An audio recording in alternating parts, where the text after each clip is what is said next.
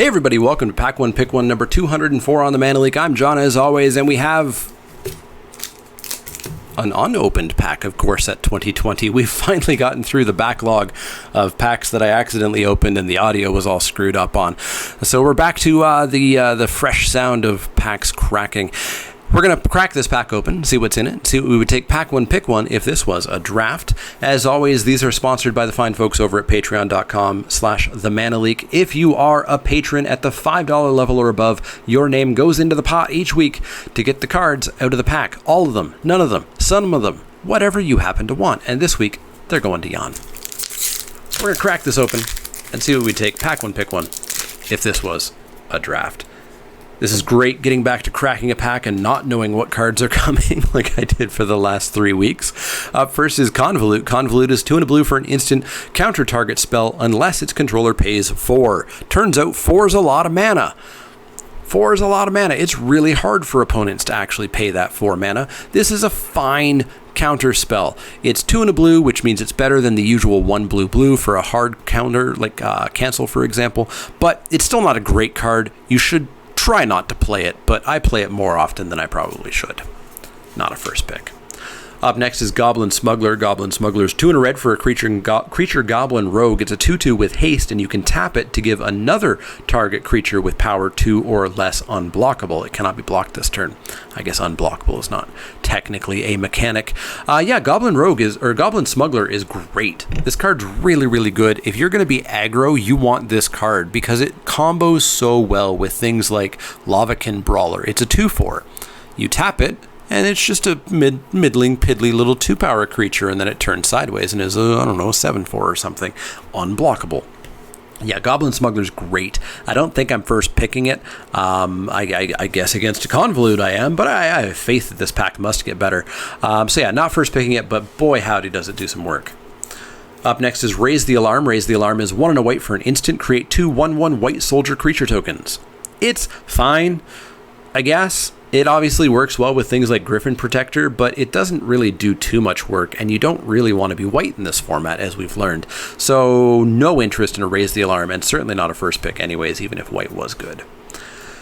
Counter spells keep coming. Bone to Ash is 2 blue for an instant counter target creature spell, draw a card. This card's fine. If you're playing a very control-y late game deck, I don't hate playing one of these, just because 2 blue is something that you can probably pay. Creatures are the spells that you probably are wanting to counter anyways, and drawing a card is a huge bonus. It's not a card that I want multiples of, and it's a card that I would gladly replace if I could. So I'm never first picking it, and I'm leaving it till late in the pack, but I have played it. Up next is Epicure of Blood. Epicure of Blood is 4 and a black for a creature vampire. It's a 4/4. Whenever you gain life, not a life. Each opponent loses 1 life. It's fine. The life gain sort of deck doesn't exist in this format like it did in M19. It's there-ish, but it's way more about getting an amount of life to trigger something, not about life gain constantly. So I don't really like Epicure of Blood. I didn't even really like it in M19. I thought there were way better payoffs than, your opponent just losing a life. So not a sold on Epicure of Blood, certainly not a first pick, and I don't even really like playing it.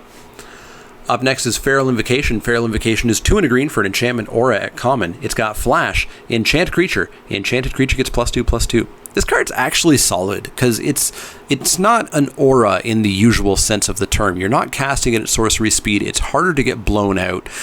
It functions as like a combat trick, but the combat trick stays there because it's putting counters on your card, sort of. Feral Invocation's just solid.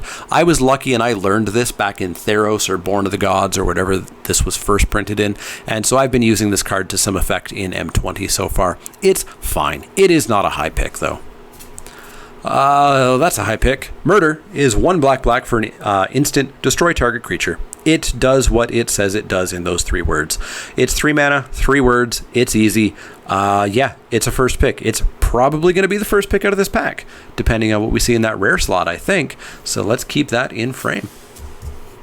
Up next is Dawning Angel. Dawning Angel is 4 and a white for a creature angel. It's a 3/2 with flying. When it enters the battlefield, you gain 4 life. It's fine. It's a 5 mana 3/2 flyer, which is okay, and gaining 4 life can be relevant. But we're not jumping into white for anything short of a huge bomb, really, and Dawning Angel sure ain't that, so not a first pick. Chandra's Embercat is up next. Chandra's Embercat is 1 and a red for a creature elemental cat. It's a 2/2. You can tap it, add red to your mana pool, but you can only spend that to cast elemental spells or Chandra planeswalker spells. This cat's pretty good. This cat's surprisingly good. It's a 2/2 for 2, which means it's already sort of at filler-ish level, but it turns out there's a lot of elementals in the set, and this is a mana dork in many red-green, red-blue, or red-blue-green decks. Chandra's Embercat is surprisingly good. I would never first pick it, but I'd happily play it in a lot of my red decks. I would have to be something like red-white or red-black and not have any red elementals for me to not play a Chandra's Embercat. It's pretty decent. Up next is Nessian Courser. Nessian Courser is a different card. Centaur Courser. Centaur Courser is 2 and a green for a creature Centaur Warrior. It's a 3/3 with flavor text, and that's it. It's super solid. It's a 3/3 for 3. We're so used to getting 3/2s for 3 and 2/3s for 3. 3/3s for 3 are just solid. You should be playing probably most copies of these cards that you get, and you should be picking it in kind of the middle-ish of the pack. Yes, it's plain vanilla, but plain vanilla can be pretty good sometimes. Not a first pick here. Not a first pick ever.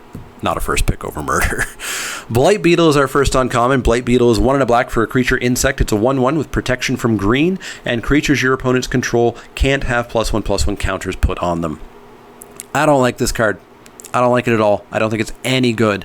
It's a 1/1 for 2, which I don't want to play if I'm not getting any value off of this. There's not that many counters floating around in the format, and even if my opponent's green, this probably isn't stopping them.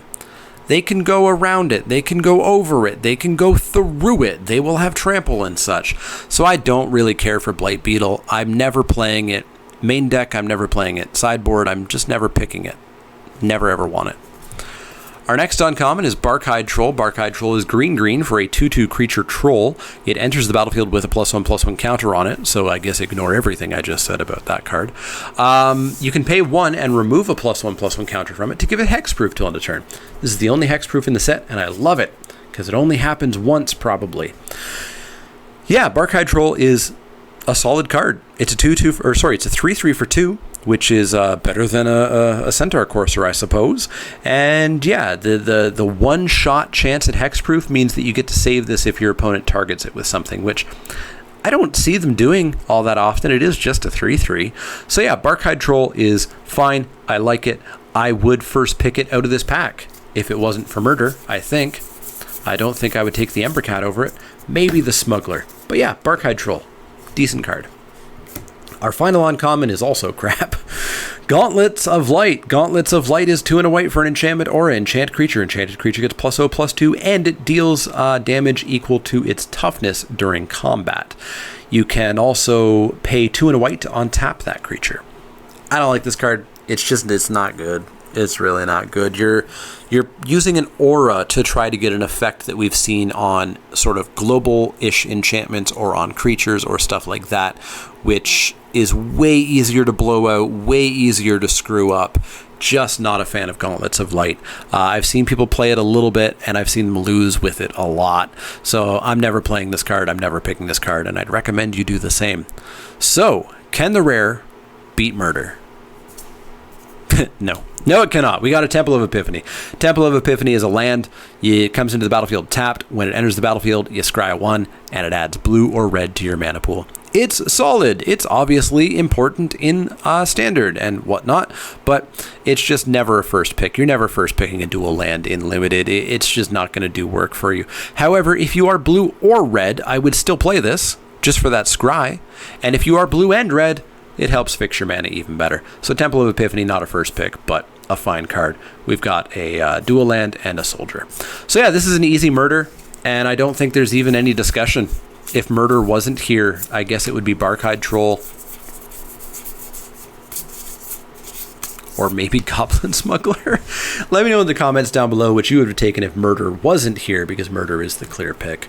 As always, if you have any questions, comments, or suggestions, you can always find me over at Twitter, Twitch, and Facebook. You can find me at patreon.com/ShamanLeek, where if you become a backer at the $5 level or above, you get your chance to get all the cards, none of the cards, some of the cards out of the pack each week, as Jan did this week. And you can back at any level. You can back at the $1 level if you want. I should remind everybody that when you hit the $60 level, whether that takes you 60 months at $1 or 1 month at $60 or whatever, you get one of these. You get an Inked Gaming Mana Leek playmat for free. Well, for free, plus the backing that you have done for me. As I often say, but I always like to say more, those Patreon folks definitely are keeping this channel going. You guys are amazing and absolutely the lifeblood of this channel. So thank you very much for what you do. If you want to support me in other ways, you can go to inkedgaming.com/nothing, just inkedgaming.com, and use the promo code ManaLeek10, all one word, 10 is the number to get 10% off your order. Or you could just simply click that thumbs up button, subscribe, or share. As always, if you have any questions, comments, or suggestions, let me know. Otherwise, see y'all next time.